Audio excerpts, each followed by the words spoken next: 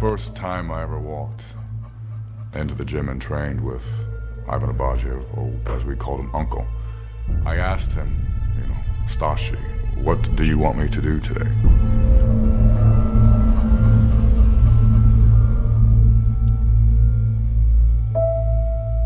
And Abajev looks at me and says, I don't know, what do you want to do today? And I was already at that moment, he was basically saying, why are you allowing other people to put limits on yourself? Don't put limits on yourself. Let's go find out what you can lift today and what you can lift tomorrow. 5-10 years from now, let's see if you're still standing to be a champion. My name is Donald Schenkel, biggest accomplishments, winning national champion for the United States multiple times, attending the world team for Team USA. All right. We're here with the Lion Killer himself, Donny Schenkel. Good afternoon, Donny Schenkel. How are you doing? That's pretty intense, man. Yeah, man. Well, that was a great documentary, by the way, with you. I enjoyed it. They did a good job. I was really happy. Yeah, you were happy with the turnout of that? Yeah, Flow Elite, they did a really good job. So yeah, anyone who gets an invite from Flow Elite to do an interview, I highly recommend that you take them up on it because they're very professional. So yeah, they're great people too. I mean, watching that back as Donny Schenkel, about Donny Schenkel, kind of looking in, to your life and your career. What did you take from that? How did you perceive that documentary? Well, that was when I was still living in New York, and I was coaching and lifting over at Intrepid Strength and Conditioning. Mm-hmm. They're doing some really good things out there right now too. So if you're in the area, you ought to go check them out. But no, it's the same thing. Yeah, it's lifting and training and coaching and teaching. After the end of that, I saw what they put together, and I guess that it was inspiring even to me. After I watched the full edited version. So. Oh, I love that. How are you doing? I heard you got another baby on the way. Yes, sir. Thank you. Yeah, I'm doing good. We're excited for him or her. We don't know yet. Little baby boy or little baby girl. Hoping for a girl. Well, hoping for a healthy baby. That's all we care about. It's a blessing. So, but if I had to choose, I'd love a daughter. But yeah, she's 16 weeks pregnant today. So we're going to find out the sex in another few weeks. So we're really excited, growing the family. And, Lincoln loves you. So now you're going to have another uncle. You're going to be Uncle Donny to 2 babies now coming up soon. I got to come visit him again. He needs to see his Uncle Donny. I'll bring him a little lion. And then once you hand it to him, just rip his head off. Ah! No. And Lincoln will start crying. Like, Donny just ripped the lion's head off. I say, yeah, the lion killer's here, Lincoln. Come on now. You always do that. You think I want to rip lions' heads off, but it's kind of a misconception because I like lions. No, you don't. Well, you do. Like you like weightlifting. But then once you start lifting, you just like to slaughter weights. This is true. Oh, this is true. Why do you lift so angry? Do you still lift angry? Is Jess listening? No, she's not. Oh, hi, Jess. That's not listening. She's not. No one's. No, I don't think. No one's. You got any names picked out for the baby? We can't announce that yet. We have them though. We have them. You got some boy names and girl names, right? No, we have the boy name picked out and the girl name ready to go. We just can't announce it yet. Or so my wife tells me. I don't know. I just do what she says. Oh, you can't announce it yet? Yeah. I guess there's a process. I don't know. That's smart, man. Listen to the woman. That's smart. Well, how's your training going? You've been kicking ass. You've been doing a lot of strongman training, weightlifting training. We were talking earlier about how you're really incorporating the strongman programming into the weightlifting to benefit the weightlifting. Talk about that. Yeah, I've just been having fun. I came off that second. I dislocated my left shoulder. Was it like 2 nationals ago? And that was coming off the first dislocation on the shoulder that you saw go out. Mm-hmm.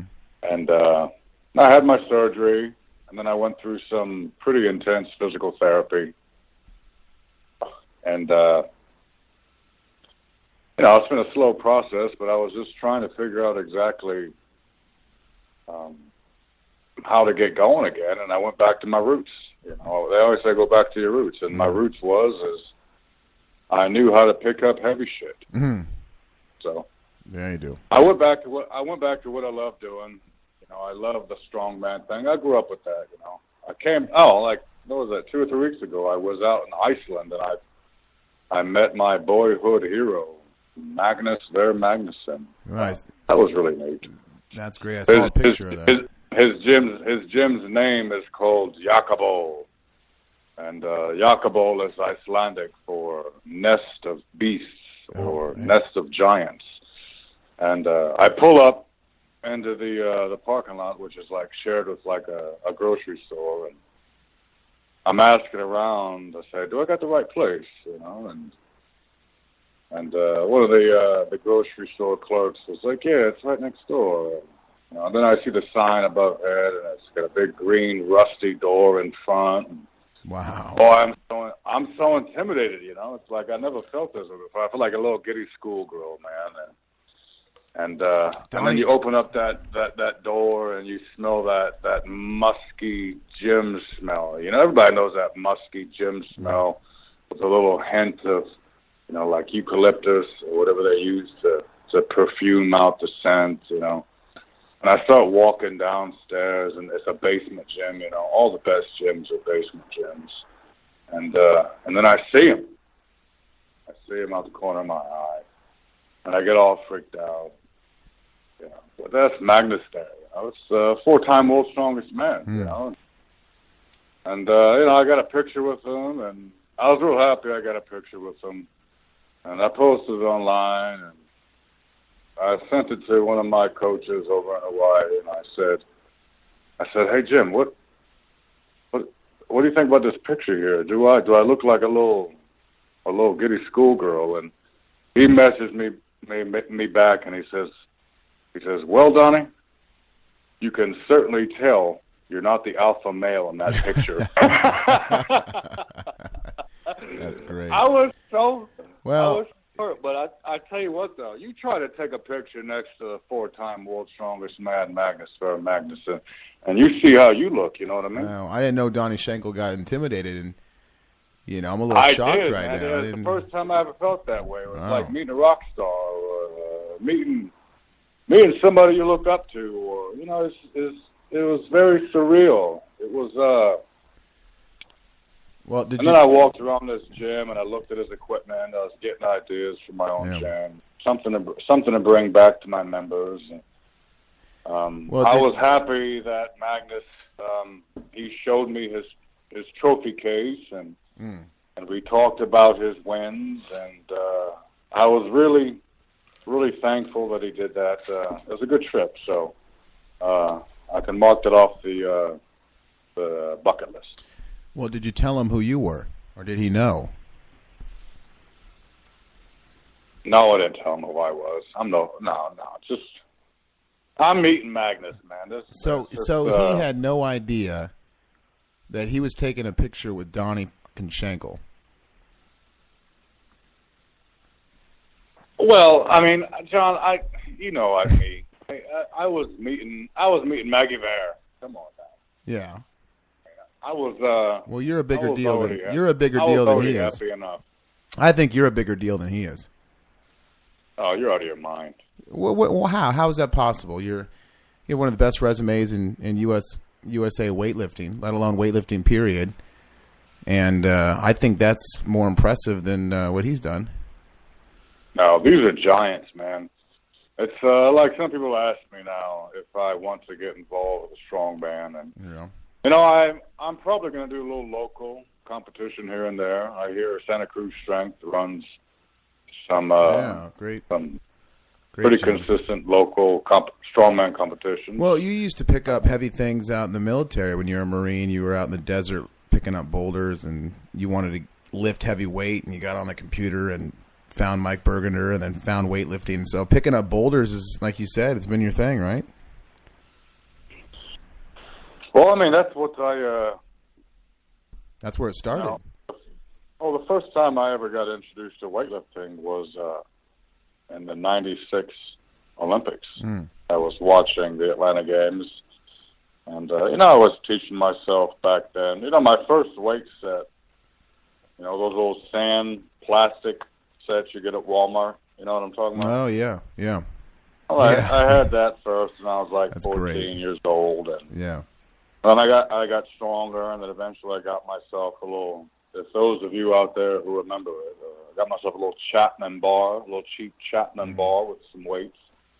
And I tell you, I watched the Olympic Games. I was probably like 15 years old, 14 years old, and I went into the den where my weight set was. And that's when I started to do. I tried to mimic what I saw on the Atlanta Olympics, and I was in there snatching and probably breaking the concrete foundation underneath it, But before that, it was all. I really enjoyed. I watched the strongman contests, and these guys today, though, they're so big, huh? Have you seen these guys? What's the champion that just won now? His name's Brian Shaw. God, these guys they're like giants, man. 6'8". Now, is there weight classes in the strongman? Because it seemed to me you just have to be so giant to do strongman. I mean, is there different weight classes like weightlifting? I don't know the details. I just know that they're really big men. Yeah. I mean, these guys are 6'8", 400 plus pounds. A good percentage of them are deadlifting over 1,000 pounds. Can you believe that? It wasn't too long ago where a 900-pound deadlifter was considered, oh my God. And nowadays these guys are pulling. If you want to be in the top three, you're going to be pulling well over 900 pounds, approaching 1,000. Now, are these guys it's amazing? These men are incredible.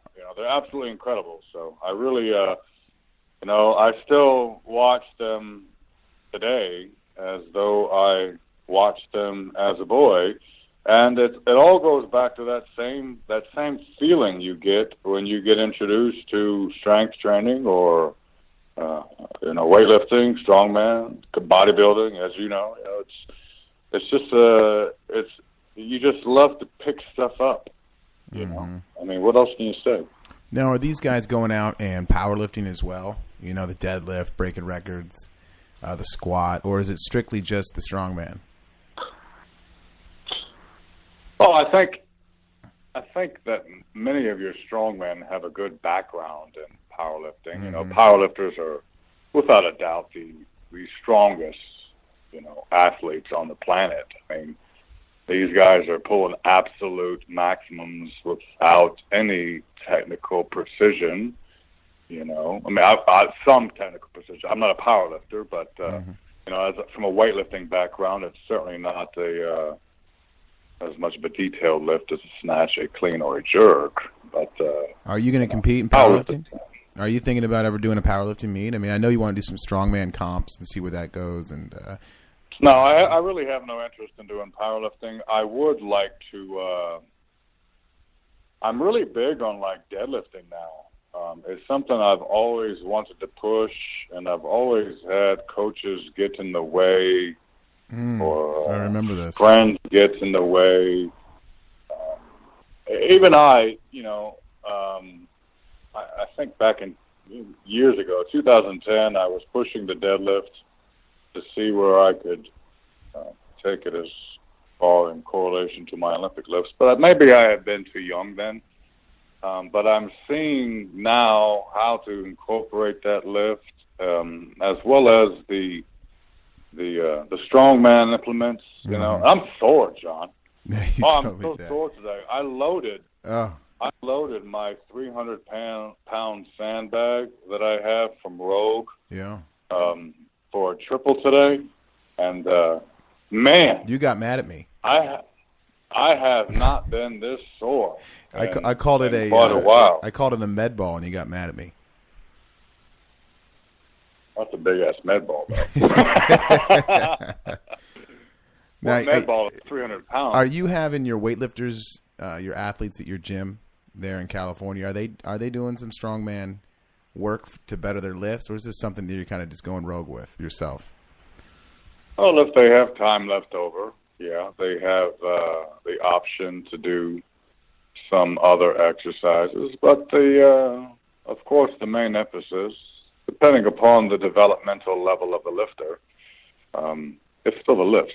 We still have to practice the lifts. We still keep it pretty Bulgarian there. I mean, we're going into the gym and we're snatching, and we're clean and jerking, and then we're squatting, and then my template has always been the template that I designed is snatch, clean and jerk, squat, posterior chain exercise, and then any additional work. And if you are completing your lifts and doing what I require of you to do, which isn't anything special. It's just going in there and practicing those lifts. And if you got time left over, of course, we'll load the sandbags and we'll do some. Oh, you'll be happy about this. I know you've been struggling, huh? Well, I'm a month back into full-time training, and I can't even walk right now, so I feel you. Well, you know why you can't walk? Why? Because I told you months ago you got to work on them calves. I got to work on them calves, boy. I know. I bought a lat pull-down low row machine, and then I was almost going to buy a standing calf raise machine, because I always think about you, John. And I want to make you strong, You're the best coach I've ever had, so that makes sense. But you got to do it. You've yet to visit my gym. I'll be down there within the next 2 weeks. Yeah, it shows you what kind of friend you are. I'm buying a ticket to come out there, and I'll be down there. So you just buckle your seatbelt because John North's coming. Okay. Yeah. But when you do come down here, I figured out a way to get them calves thicker so you can win your next bodybuilding meet. Well, I don't do bodybuilding anymore. I'm coming after you now. Yep. I'm coming after you in weightlifting again. So you better buckle your seatbelt and West kits. Shut the hell up. I said it. You ain't coming after nothing. I'm coming after you. Oh, you'll snatch more than me, sure, yeah. I'll snatch I got a hard time with that lift now, man. That snatch is a hard lift, man. Wow. After those shoulder injuries, it's really hard for me to put that ball over my head and snatch grip. But I'm really still happy that I've been clean jerking some big weights in that gym, and I just now started showing a little bit of what I can do. But I still love that lift, man. It's a really fun lift, that clean and jerk, and I'm just happy that I can still do it after those shoulder injuries. The 150 you put up the other day on Instagram was just the smoothest clean and jerk I've seen in a long time by anybody. And I talked to you on the phone a few days ago, and you said that was actually one of the lighter ones you've done. Are you being kind of secretive on what you're hitting, or what are you doing now? Well, that was actually 155. Okay, 55. If you would actually read the captions. Okay, my bad. But no, it's I've been lifting some bigger weights here and there. Over in Hawaii, I lifted some things, and I'm not keeping secretive, but I'm really having fun again with my training, and I guess there's nothing wrong with that.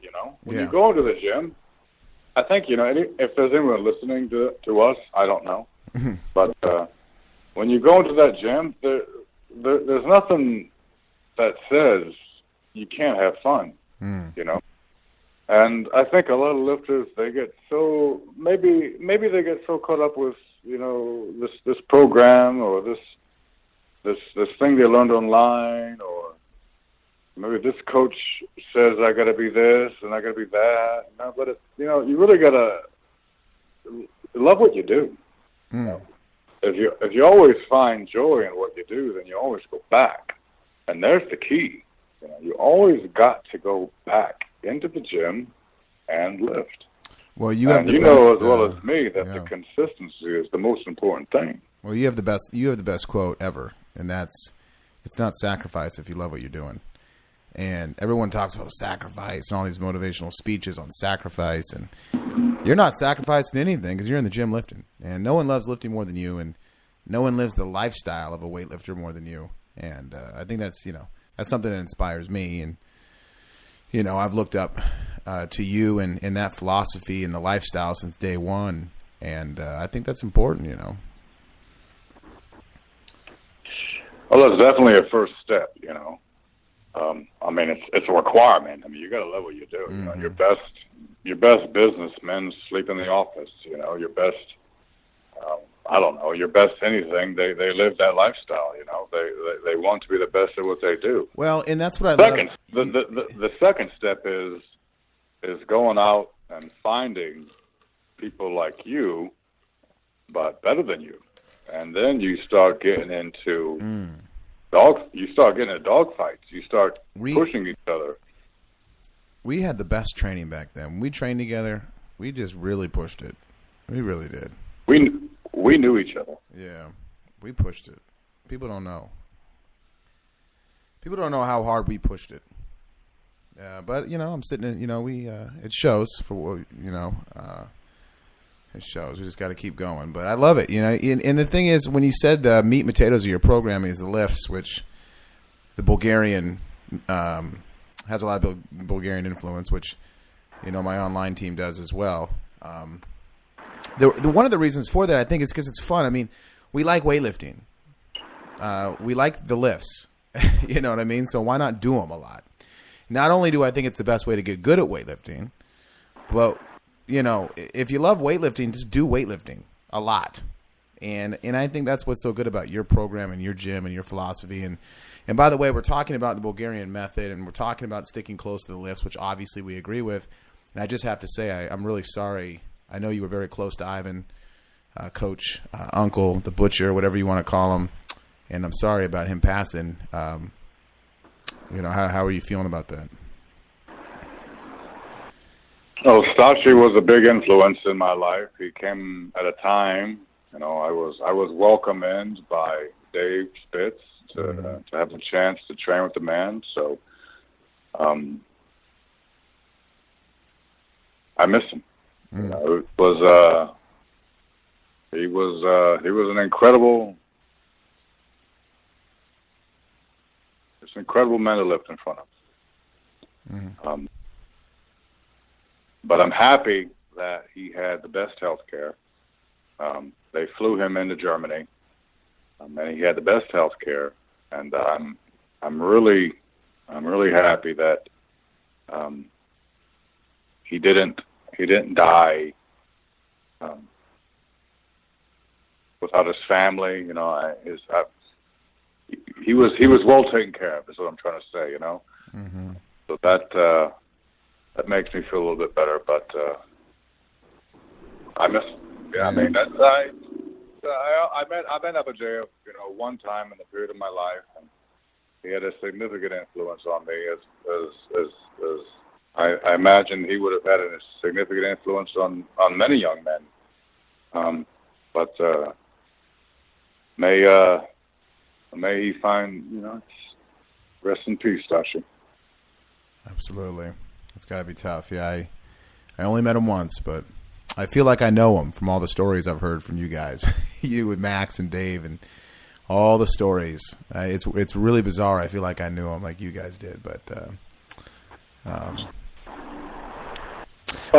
you continue it on though. You continue it on with the melting pot. You have a big influence with him and many other coaches, and what you're doing now with owning your gym and coaching your athletes and inspiring millions of people around the world, and including myself, and you're taking a piece of him and you're continuing the legacy, and I think that's important. With Abajev, it was always I loved lifting in front of the man, and there's only a few people that I really love. When I say love, I really mean it. It's a love. It's a deep down love to lift in front of certain people. And, there's someone like Glenn, Glenn Pendley. I loved lifting for Glenn. Glenn was an awesome man. probably the greatest weightlifting coach out there today. And then there's another friend of mine over in Wales. His name is Justin, over at Willpower Weightlifting. I love lifting in front of Justin because, these types of men, they just have an energy that you want to make them happy, and that's a very important part of training that I do not like. The fact that the whole online thing has become such a boom. I see its benefits, but I do not believe that the same results will happen without that same interaction between the athlete and the coach that athlete loves. I really just don't see it, and I could be wrong. I'm just a man, but I think having an influence daily in your training, and that's what I try to create in my gym. I want my athletes, I want the weightlifters in my gym, to not just make PRs, but to want to make PRs. Not just, of course, not just for me, but I want them to want to be better.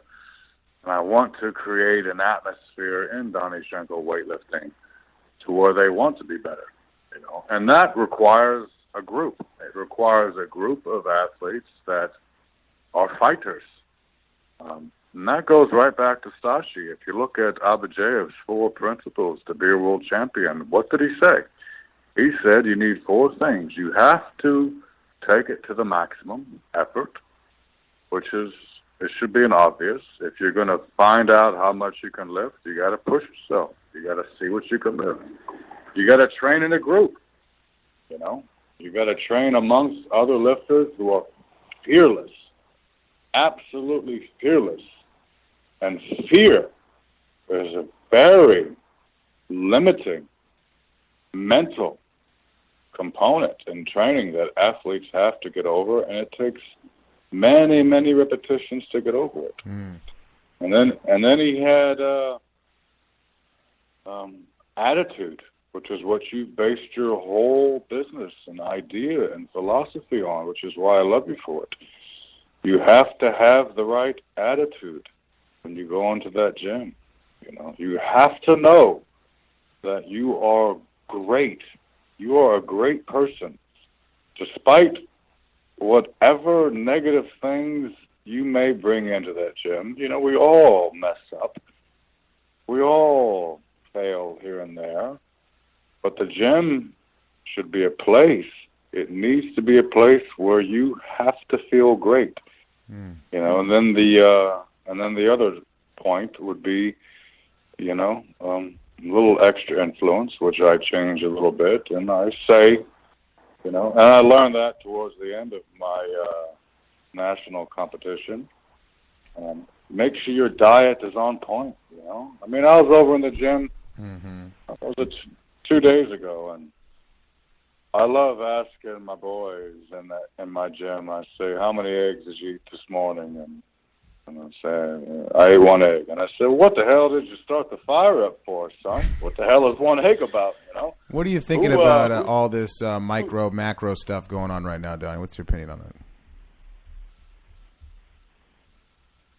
I never paid attention to it when I was lifting. I always made sure that I always had a good appetite. And I think if you have a good appetite, you can really forego a lot of the other specific increments as far as micros and macros and whatever the hell that shit means, But many men, and you were one of them, you didn't have a good appetite. And that was a limiting factor. I couldn't keep weight. Well, it was a limiting factor on the last clean and jerk. And you've said it since day one. If I, and it showed, and it was my diet, and that's why I'm so strict on my athletes with gaining weight, because I always had a tough time putting weight on. I think first of all, we train so fucking hard and so long, all day, 7 days a week, and the weight would just shred off me. That's why you guys would take me and we'd eat pizza, and we go to Costco, we go to Hooters, and we're trying anything we can to put the weight on, but I was always around 204, 205, and it just wasn't cutting it on that last clean and jerk. And it's important. Everyone thinks weightlifting is such a max effort lift, one and done. You got to remember you got 6 lifts, and the last clean and jerk, that's like a marathon. So I mean, yeah, I agree with you. I mean, weightlifting is. Hi, buddy. Who's that? That's Lincoln. He's at the door. Put him on. Let me. All right, we'll put him on. Okay, hold on. Hey, Lincoln, come say hi to Uncle Donny. Come here. You want to get on the microphone? Okay, come here. Look. You got the microphone and say hi to Uncle Donny. Okay, ready? Say hi, Donny. Hey, Lincoln. Can you hear me? Yeah.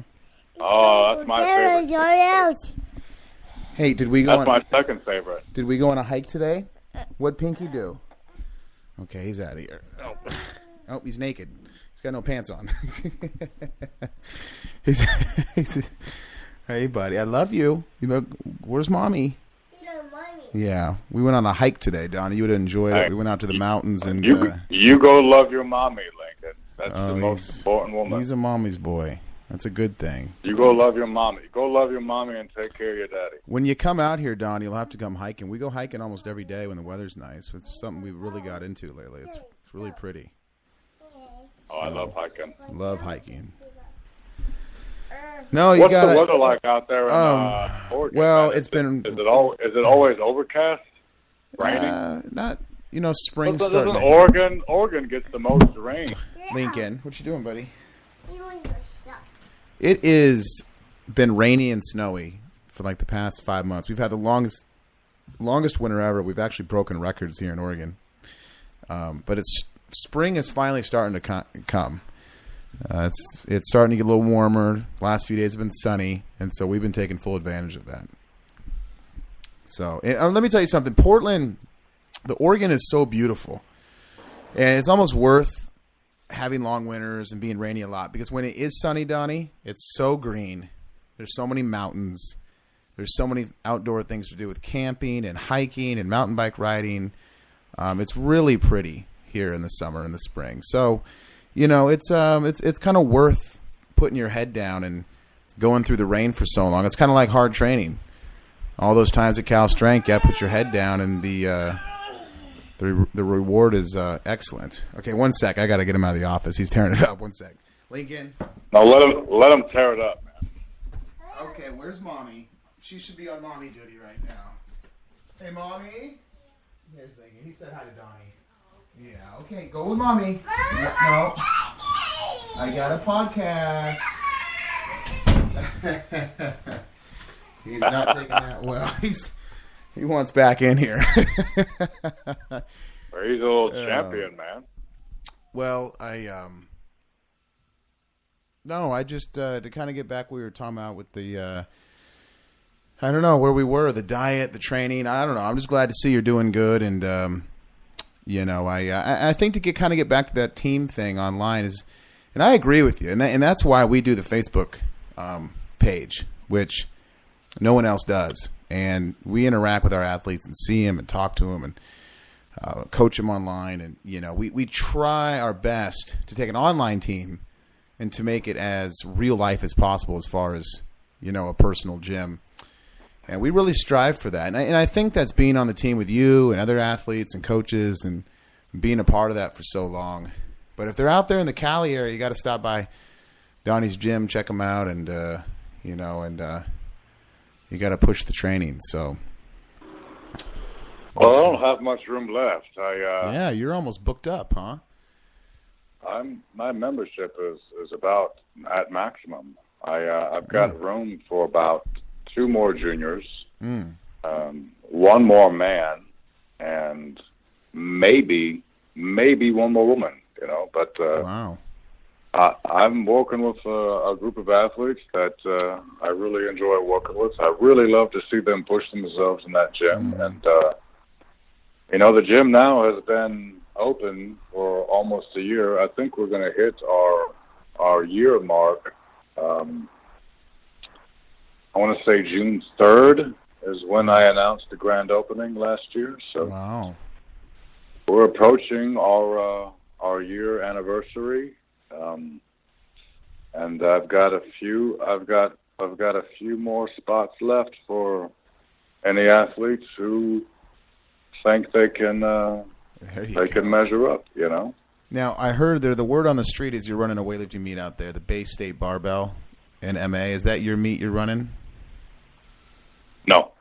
Okay. Well, I guess there's a Bay State Barbell meet. One of my coaches on Team Do, Chase Grinley, saying he's going to be out there. He's going to see you. It's in June.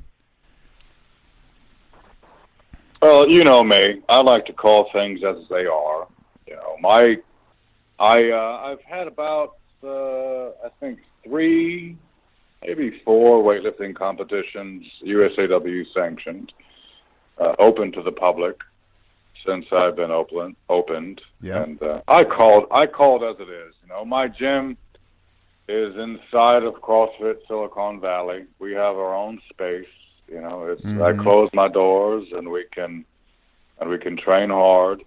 But it's on the Alameda. It's at 1345 the Alameda in San Jose, California. And it's a really neat little spot too, you know, because the YMCA is right down the street where a lot of weightlifters trained years ago. Love the YMCA. And yeah, it's really cool actually.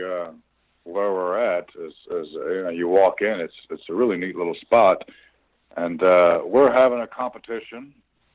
We're having our next.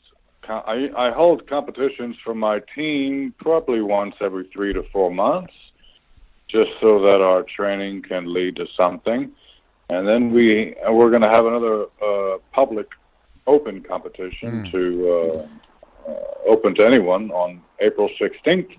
Well, and I love that. We're about at maximum, but if you want to get in, you just need to go to DonnyShenkelWeightlifting.com, go to the events page, and quickly get into that competition because there's not many spots left. Well, people don't realize, and everyone go check the website out, get registered, go do it. But people don't realize, Donnie, and by the way, Chase Grinley here is, by the way, he's our head weightlifting coach on Team Dark Orchestra, and he's going to your seminar in June at Bay State Barbell in MA, Massachusetts there, which I find awesome. That's why he's our coach, because he goes to all these seminars, including yours, to get better and better and better and better and better. And it's a perfect example of why he's our coach, because we're always trying to get better. We don't have any elitist know-it-alls on Team Do. It's a big pet peeve of mine. So shout out to you, Chase. I love that. And anybody that's out in the Massachusetts area, get out to the Donny Schenkel seminar there. But, Donnie, people don't realize how much we competed. and I talk about this a lot on the podcast, and I tell my athletes on Team Do, and all my athletes on Team Do on the Facebook page, I'm always telling them, get out there and compete. When's your next meet? Even right when they get done with a meet, they did great. Okay, great. When's the next meet? Let's go ahead and beat that total. And a lot of that's the history of, you know, coming up with you in the Cal Strength time on how many damn meets we did. And I think it's so important for athletes to get out there and compete. What's your opinion on this? Well, I think at competition is your obviously best time to take it to the maximum.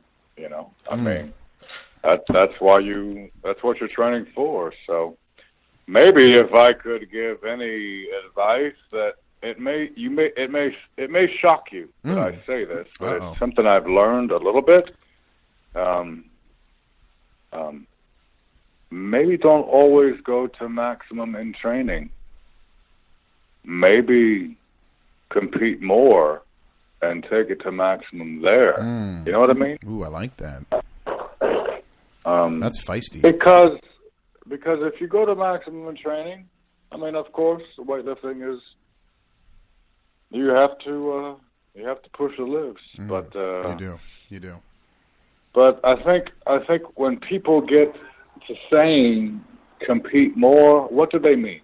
What are they trying to say when they say compete more? or compete as often as you can. What I say is to get a PR total in the competition. It's all about the ranking, period. So that would be my answer. I don't know if I'm right or wrong there. You're right. I mean, but it shows exactly what training is. You know, when you're training, go into the gym, push yourself, make the PRs if they're there. Yeah. Make your lifts. That's the most important thing. You know, I have my little triangle that I teach my lifters. Is when you go into the gym, you're concentrating on three things. You are trying to make personal records, of course, lift more weight, basically, and then you're trying to show consistency or make your attempts as though you would in competition, train for competition. And then thirdly, you're trying to move as fast as you fucking can.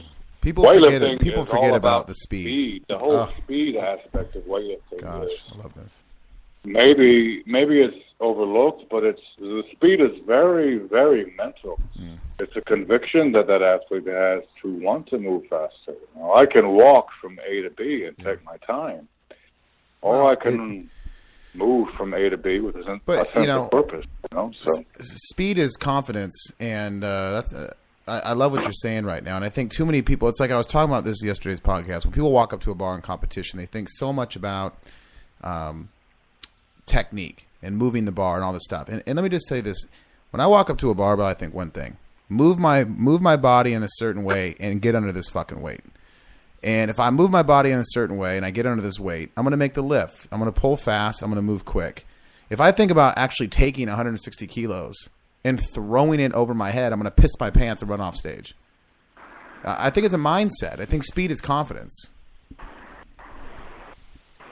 I think you're absolutely right. If you put in enough repetitions, then the confidence is there.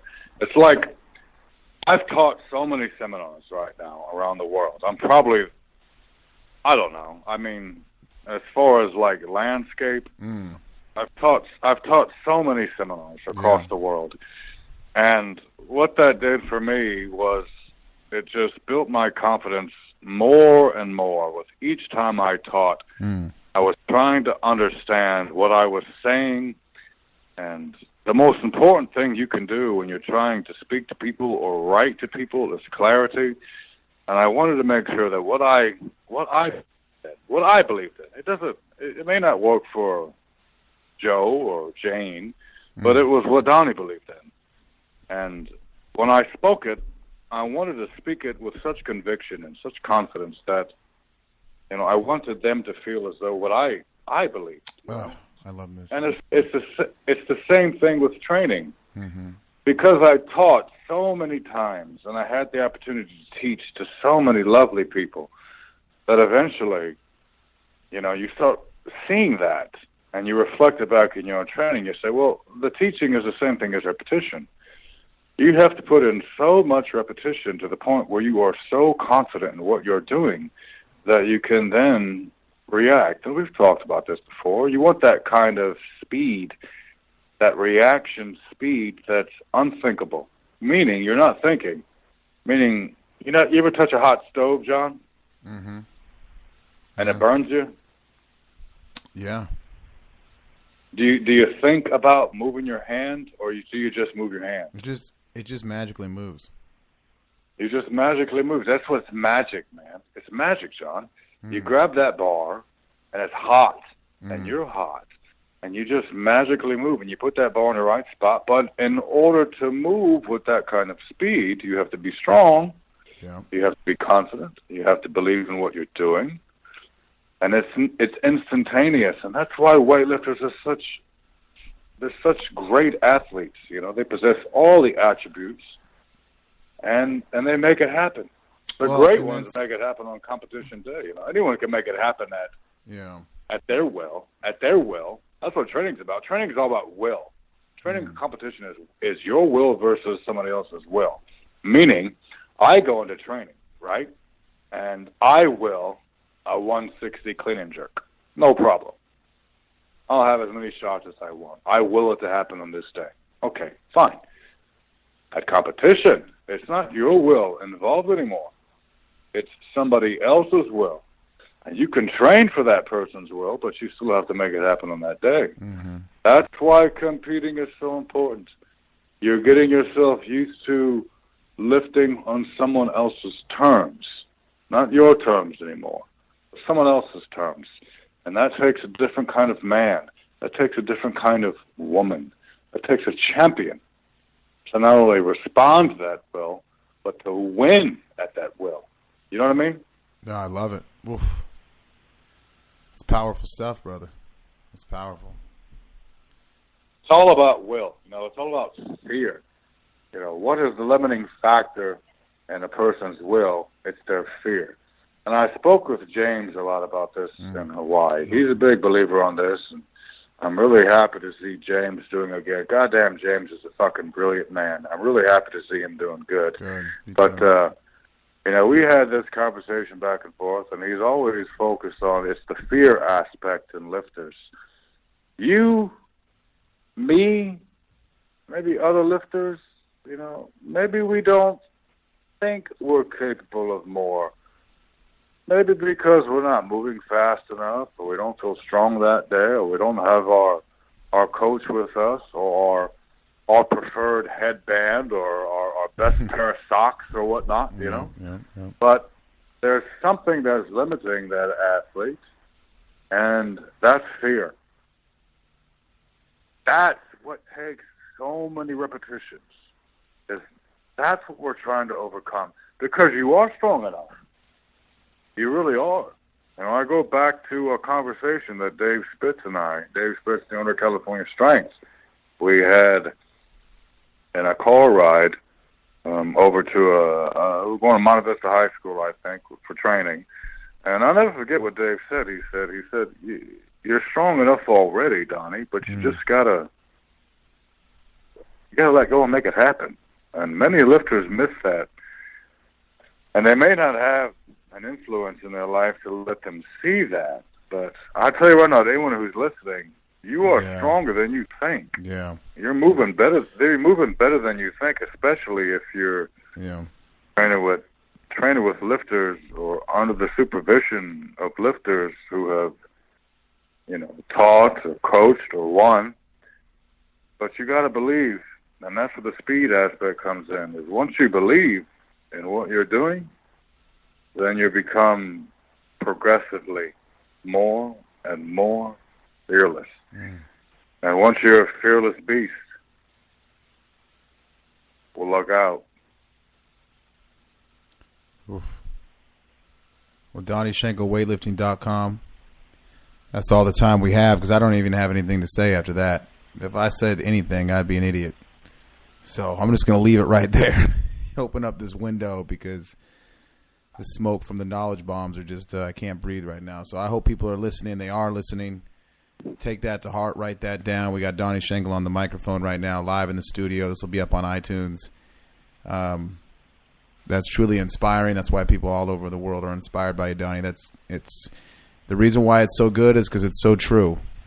And if anybody could just tap that emotion in and listen to what you're saying and find that emotion and that drive deep down, and they're going to do insane things. That's why I tell people before max out at my seminar, I'll go over a list of a few things to focus on, and the very last one is, hey, last but not least, remember why you're doing this. Remember why you're here, why you're a weightlifter. Screw technique, screw programming, screw how you feel, screw your mindset, screw everything. Just why are you doing it? And then bam, it's game time. So DonnieShankelWeightlifting.com. Any last words, Donnie? It's been so awesome having you on. I have nothing to say, Donnie. I mean, what am I supposed to say after that? I mean, you just killed it. You killed the damn show. Can I give you a call after the show and talk with you more? Yeah, it's just an amazing podcast. We got to do more of these, man, because the reason why I love having you on is because, A, I become a better person and a coach and an athlete. I'm taken from you. I'm still taken from you. I've been taken from you since I approached you. I don't know if you remember me approaching you the very first time at the Fit Barbell Club there, Rob Earwicker's gym. And I walked up and I said, how you get strong? And he told me you just got to get strong. So that was 2009. And I've been still pulling from you since 2009. So You know, I like having you on for me, but I also like having you on for the people listening, because anytime I can get you on, everyone's going to become better. And that's the. You're a really fantastic weightlifter, John. But more importantly than that, you're a very fantastic friend, and you've had so much practice on those two things that it's now shined through. You're a fantastic husband. You're a fantastic father, and if you know what I mean, you're a good man. So I really thank you for having me on, and I'll be on anytime you want, man. So you just let me know. But well, I do have that competition on April 16th. It is not this weekend, but it is next weekend. Good. And anyone who's listening, please go to DonnySugarWeightlifting.com, sign up for that competition. And I love to make things special. I want people to compete, and you know, it's not just about going out there and making lifts, but I want everyone to have an experience. I want you to experience what it's like to lift on a world level. I want you to experience what it's like to lift on an international level. These competitions that I hold, they're not just supposed to feel. I don't want them to feel like local meets, which is why I don't hold them often. I want you to feel as though you're going to compete against the rest of the world, and that's what the Alameda weightlifting competition is all about. I want lifters lifting at a local level to be ready to lift at an international level. So come and lift at this meet and shake my hand and go win that medal, you know. Absolutely. So thank you for having me on, John. Absolutely, Donnie. And I will be seeing you soon. And stay on the line. Right. Stay on the line so we can chat. Thank you guys for listening. We'll see you guys tomorrow. Rhino in front of me, but you got a piece of thread in between your knuckles. There's an eye of a needle right in front of that beast's face. You not only have to have the power to put him down, but you have to thread the needle at the same time.